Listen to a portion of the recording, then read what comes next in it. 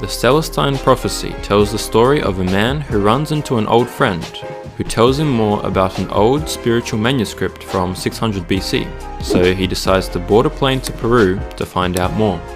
He runs into different people and gradually learns about 9 spiritual insights, seeing first-hand examples of them during his adventures. The structure reminded me a little bit of The Alchemist, a very popular book with somewhat similar themes. There was also a feature film made based on the book, but it has a 4% on Rotten Tomatoes, so it's probably not worth your time. The main point and ideas of the book are the 9 spiritual insights that I mentioned before. They are presented in a narrative format to give real-life examples, and they are presented as a parable. So people who attack the writing or the lack of structure would probably be better off reading a conventional novel. Another point I want to make is that you don't have to necessarily agree with all these insights that are presented.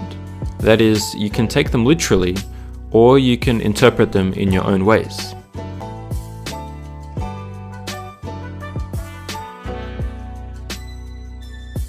So let's quickly go over the insights presented in the book, and you can judge for yourself if they have any value.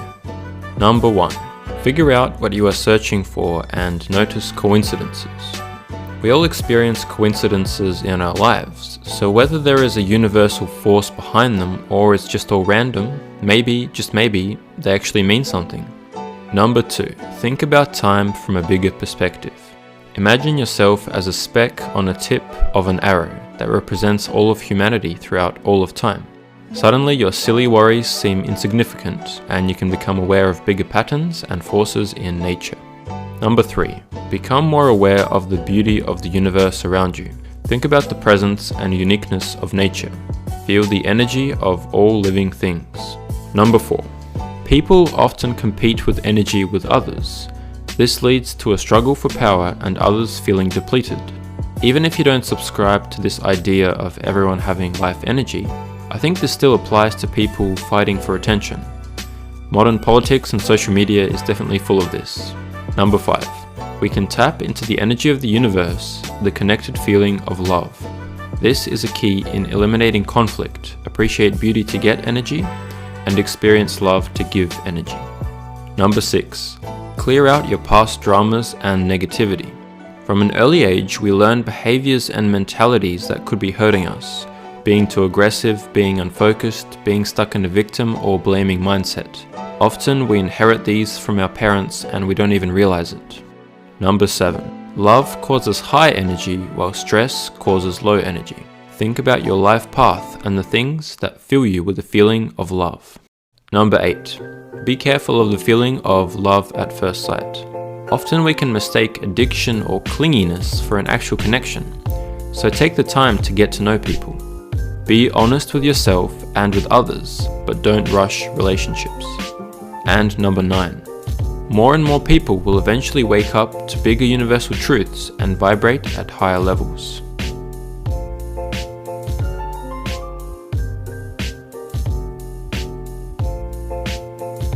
Personally, I think there is some value in these insights. I've chosen to interpret them in my own way, and I don't necessarily have to agree with all of them. People could criticize this idea of a universal energy or people having energy, but I see it as everyone having their own vibe and aura, even personality. I found one review that makes more sense to me than all the negative ones. At first, I saw flaws in the plot and historical information. On the second read, I let go of the fact it was badly written and the characters were bad. It was never intended to be a work of literary wonder, but as an accessible vehicle for ideas. I think it's unfair to criticize it for not being something it was never intended to be. So, ignoring the flaws and reading it for the ideas, I started to enjoy it. Lots of them are too new age, but the notions of peace and calm it puts forward, the ideas of becoming one with nature and looking after one another are all worthwhile. The whole concept of energies can be a bit strange, but we do take energies from our surroundings. This is why some places feel naturally calm. As for passing energies from person to person, it is self-evident. If the reader stops fretting about how bad the writing is and pays attention to what it is trying to say, the book offers some good insights for making you think. Not a great literary work, but that doesn't make it bad.